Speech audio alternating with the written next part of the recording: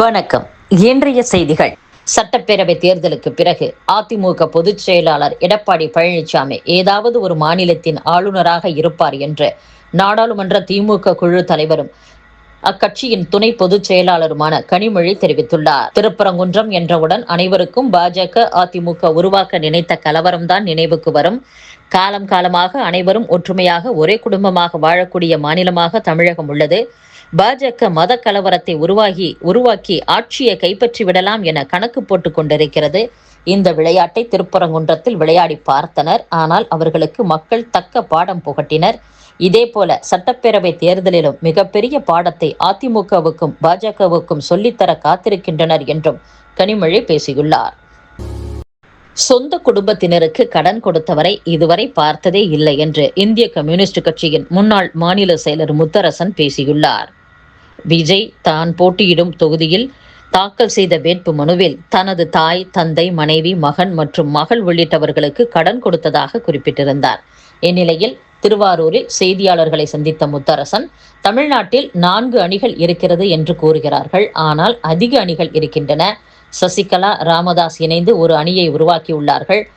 மற்றொருவர் 100 தொகுதிகளுக்கு வேட்பாளரை அறிவித்திருக்கிறார். ஆகையால் அணிகள் அதிகரித்துக் கொண்டு இருக்கிறது. புதிதாக கட்சி தொடங்கி இருக்கும் ஒருவர் ஏதோ நம்பிக்கையில் திரைப்படத்தில் கிடைத்த ஆதரவு மூலம் அரசியலுக்கு வந்திருக்கிறார். அரசியல் வேறு, சினிமா வேறு என்பது கடந்த காலங்களில் நிரூபிக்கப்பட்டிருக்கிறது.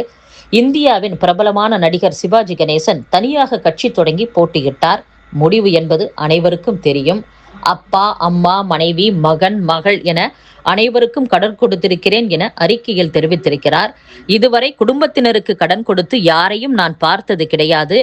நடிகர்கள், நடிகைகள் வெளியே வந்தால் கூட்டம் கூடுவது வழக்கம்தான். முதல்வருக்கு வரும் கூட்டம் பேச்சை கேட்க வருவது, இவரது கூட்டம் பார்க்க வருவது என்றும் முத்தரசன் பேசியுள்ளார். வணிக சமையல் எரிவாயு விலை உயர்வுக்கு மத்திய அரசுதான் பொறுப்பேற்க வேண்டும் என்று இந்திய கம்யூனிஸ்ட் கட்சி மாநில செயலர் மு. வீரபாண்டியன் தெரிவித்துள்ளார். இந்த விலை உயர்வுக்கு மத்திய பாஜக அரசே முழு பொறுப்பேற்க வேண்டும். ரஷ்யாவில் இருந்து இறக்குமதி செய்யப்பட்ட கச்சா எண்ணெயை சுத்திகரித்து வெளிநாடுகளுக்கு ஏற்றுமதி செய்யும் தனியார் நிறுவனங்களுக்கு கூடுதல் வரி விதித்து விலை உயர்வை மக்கள் தலையில் சுமத்தாமல் மத்திய அரசே ஏற்க வேண்டும் என்றும் தெரிவித்துள்ளார். சென்னை பெரம்பூர் தொகுதியில் தாவிக தலைவர் விஜயின் வேட்பு மனு நிராகரிக்க வாய்ப்புள்ளதாக தகவல்கள் தெரிவிக்கின்றன. தமிழக சட்டப்பேரவை தேர்தலை ஒட்டி தமிழக வெற்றிக் கழகத்தின் சார்பாக அக்கட்சித் தலைவர் விஜய் சென்னை பெரம்பூர் மற்றும் திருச்சி கிழக்கு ஆகிய 2 தொகுதிகளில் போட்டியிட உள்ளார். இந்த 2 தொகுதிகளிலும் போட்டியிடுவதற்கான வேட்பு மனுவையும் விஜய் சமர்ப்பித்துள்ளார்.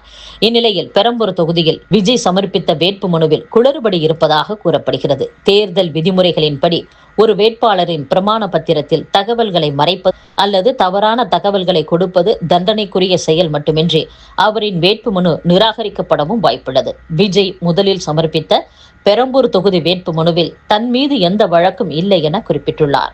ஆனால் திருச்சி கிழக்கில் சமர்ப்பித்த வேட்பு மனுவில் 2025 பதிவு செய்யப்பட்ட ஒரு வழக்கு நிலுவையில் இருப்பதாக குறிப்பிட்டுள்ளார்.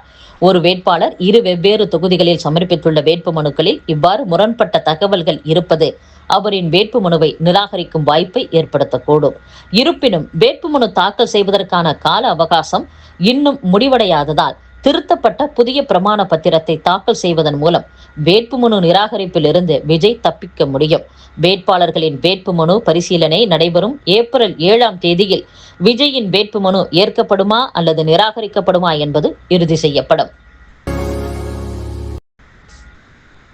தமிழ்நாடு சட்டப்பேரவை தேர்தலில் தனி தொகுதிகளில் பட்டியல் இனத்திற்கு பதிலாக மாற்று சமூகத்தைச் சேர்ந்த வேட்பாளர்களை நிராகரிக்க உத்தரவிடக் கோரி இந்து மக்கள் கட்சியின் தலைவர் அர்ஜுன் சம்பத் சென்னை உயர்நீதிமன்றத்தில் மனு தாக்கல் செய்துள்ளார். தூத்துக்குடி பள்ளி மாணவி கொலை வழக்கில் தர்ம முனீஸ்வரனின் காவல் காலம் நேற்றுடன் முடிவடைந்த நிலையில் அவர் காணொலி காட்சி மூலம் தூத்துக்குடி போக்சோ நீதிமன்றத்தில் ஆஜர்படுத்தப்பட்டார்.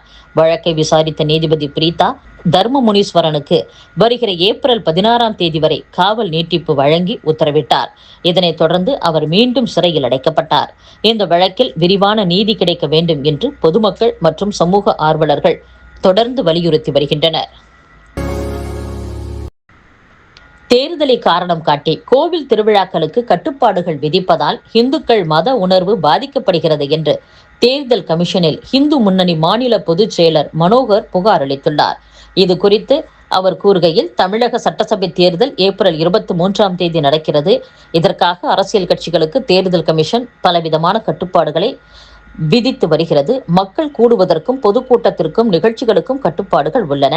தேர்தல் 5 ஆண்டுகளுக்கு ஒருமுறை வருவது. கோவில் திருவிழாக்கள், பண்டிகைகள் ஆண்டுதோறும் தொடர்ந்து நடந்து வருகின்றன. இதேபோல் கிறிஸ்தவர்கள், முஸ்லிம்கள் தங்கள் விழாக்களை சிறப்பாக கொண்டாடி வருகின்றனர். வழிபாடுகளை தொடர்ந்து செய்து வருகின்றனர். தமிழகம் முழுவதும் இந்து கோவில்களில் திருவிழாக்கள் நடந்து வருகின்றன. ஆனால் பல இடங்களில் தேர்தல் அலுவலர்கள் இந்து கோவில் திருவிழாக்களை இரவு 10 மணிக்கு மேல் கொண்டாடக்கூடாது என கட்டுப்பாடு விதித்துள்ளனர். இதனால் பக்தர்கள் சிரமத்திற்கு உள்ளாகின்றனர். இந்துக்களின் மத உணர்வு பாதிக்கப்படுகிறது. தேர்தல் வேறு, மதம் சார்ந்த நிகழ்ச்சி வேறு. தேர்தல் அலுவலர்கள் இரண்டையும் பிரித்து பார்த்து கோவில் திருவிழாவிற்கும் பண்டிகைகளுக்கும் அதற்காக நடக்கும் பாரம்பரிய நிகழ்ச்சிகளுக்கும் எவ்வித தடையும் விதிக்கக்கூடாது என்று புகார் மனுவில் கூறியுள்ளார். மணமகிழ் மன்ற உரிமையாளரிடம் 7000 ரூபாய் லஞ்சம் வாங்கிய திண்டுக்கல் தாலுகா எஸ்ஐ கலையரசன் கைது செய்யப்பட்டார். இதற்கான தடயங்களை அவர் அழிக்க முயன்ற போது அவரை தடுத்த லஞ்ச ஒழிப்புத்துறை டிஎஸ்பிக்கு இரத்தக்காயம் ஏற்பட்டது. தமிழக சட்டசபை தேர்தலில் தேசிய ஜனநாயக கூட்டணிக்கு முழு ஆதரவு அளிப்பதாக தமிழ்நாடு பிராமண சமாஜம் அறிவித்துள்ளது. அந்த அமைப்பின் கூட்டம் பழனியில் நடைபெற்றது. இதில் இந்து சமய வழிபாடுகள், கோவில் மரபுகள், ஆன்மீக நிறுவனங்களின் சுயாட்சியை மதித்து அவற்றை பாதுகாக்க நடவடிக்கை எடுக்க வேண்டும். தேச முன்னேற்றத்திற்கு உறுதுணையாக இருக்கும் பாஜக அங்கம் பெறும் தேசிய ஜனநாயக கூட்டணிக்கு சட்டசபை தேர்தலில் முழு ஆதரவு அளிப்பது என தீர்மானிக்கப்பட்டது. இத்துடன் செய்திகள் நிறைவடைகின்றன. மீண்டும் நாளை சந்திப்போம். சனாதன தர்மத்திற்கு எதிராகவும் பிராமணிய கொள்கைக்கு எதிராகவும் செயல்படும் கட்சிகளை புறக்கணிப்போம் என்று கூறியுள்ளார். அமெரிக்க சந்தையில் இந்தியா விரும்பும் வகையில் பொருட்களை விற்பனை செய்வதற்கான வாய்ப்பை பெற முயன்று வருகிறோம் என்று மத்திய வர்த்தகம், தொழில்துறை அமைச்சர் பியூஷ் கோயல் தெரிவித்துள்ளார். 2025-26 நிதியாண்டில் இந்தியா இதுவரை இல்லாத அளவுக்கு 38,424 கோடி ரூபாய்க்கு பாதுகாப்பு துறை சார்ந்த ஆயுதங்களை வெளிநாடுகளுக்கு ஏற்றுமதி செய்து சாதனை படைத்துள்ளது.